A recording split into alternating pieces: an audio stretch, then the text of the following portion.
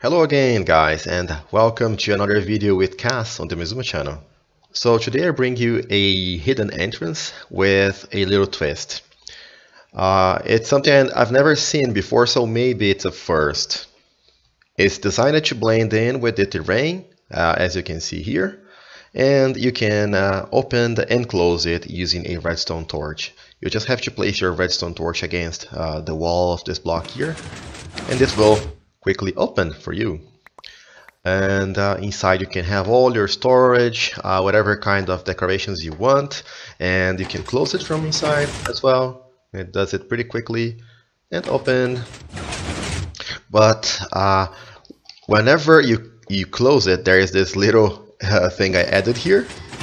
So it brings nature back. It regenerates nature for you. So basically I have two dispensers here that are accessible from inside with lots of bone meal inside, and only when you close the door it will try to recreate the terrain. So it doesn't get any more concealed than this, I think. I don't know. So yeah, this is the redstone for the door.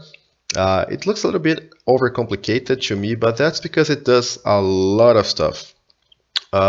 Besides opening and closing the door within this footprint, it also has a torch key detector that will break the torch for you, and it also controls the door from inside and does the bone meal thing. That's of course optional, and everything within a very small footprint. So yeah, if you guys like this idea, I will now make you a tutorial.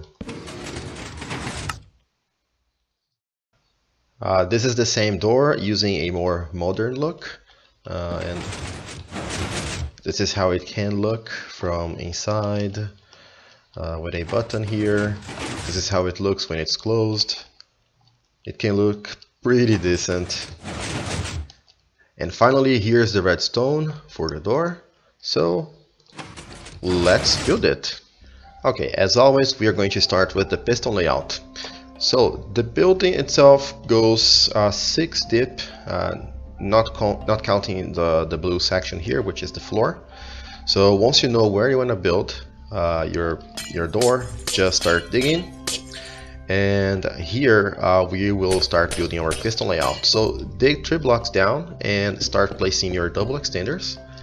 And the regular extenders go at the second row here, together with the top section of the double extenders. And those blocks are going to be part of your door. So now here we dig 2 deep and place 2 pistons here and 1 piston facing up. And we do the exact same on the opposite side. And those are the last blocks that the door is going to use. Alright, let's start with the Bonemeal Dispensers, because those are a little bit annoying to place if we leave it to the end of the building. So you place both of those facing up here and make sure to fill those with bone meal. You can do this in the end, you just need to place them now. And I use support blocks here so that now we can place observer blocks on top of those and get rid of those blocks, and those are the directions they need to be facing. Now let's take care of the double extension. So we will need lamp blocks here because they have delay, and we're going to use this delay to power these observer blocks. As you can see, they're facing down here, and 2 more here and there. And at this part here on the floor where the torches connect, you also need solid blocks to get the full extension. So now we can do this and follow this using 2 observer blocks in this direction and redstone dust here, and you can already test the basic retraction, but we still need for this to give out a pulse. So to do that, use a repeater on 3 ticks here, observer block, and a solid block here. And let's do exactly the same on the opposite side.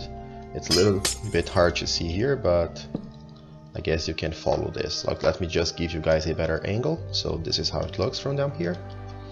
The observer block connects to this repeater. It might not make sense to you if you're new to redstone, but this is how it works. Okay, so let's now try to power this, and you can see that we have the full extension here.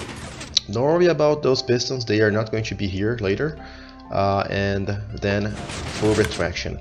And actually now we just need to place one block here with redstone dust and another one symmetrically positioned here, and we will also get all the stairs here placed. So, and there we go. So let's take care of the sides now. Okay, now it's time to take care of the input system. So let's start from the inside, and we will have a button here if those two observer blocks are facing this direction. If they are facing the other direction, you just place your input block on the opposite side. And how can we place a slab here with a rail on top? And here I like to use a cauldron just because, a hopper, just because they don't sound, but you could as well use a trapdoor, like a wooden trapdoor, or a dropper if you want to go a little bit cheaper. Then here we have a piston facing down. I guess we could do it somewhat differently. I just had this idea. You don't need the rails here, just use this and a observer facing down. So I'm changing this creation during the tutorial. Interesting. So yeah, this should work. We will be able to test this in a second. So on the other side you need a solid block here, then comparator, and then a sticky piston, a cauldron. Make sure to fill it up with water, and that's okay if your door does spazzes or does something, because now it's a very important step that we have to follow. So here we need a small torch tower to connect these things here, and also the very important repeater that we need to place here. Otherwise this door will create a clock and drive you insane. You need to do this, the torch tower on both sides, and then of course connect those repeaters here. Okay, you can test the door by breaking this, and you can see that it's going to close correctly. And if you place the repeater, the comparator again, it should open. At this point, any redstone wire that you connect to this piston from outside, like you can do something like this, will make the door close and open. So yeah, if you don't want the secret activation key, you just need to do that. But if you do want it, here is what you need to do. So we're gonna have a sticky piston here and a block. Then we will detect any changes to this piston using those observer blocks, and down here we're gonna have yet still another sticky piston, observer block, and finally a solid block here to power the cauldron on the other side. Okay, so outside we can already start covering up everything and conceal our door. So very nice. I don't think we can place a torch against a transparent block, so I'm just going to place a solid block here, and if we place a torch here, it now closes, and we can grab our torch back and do whatever way we want, and then it opens. It works correctly. So yeah, you can start adding your decoration here. You can place your bone meal, have your grass, have your whatever around it, and the door should work fine.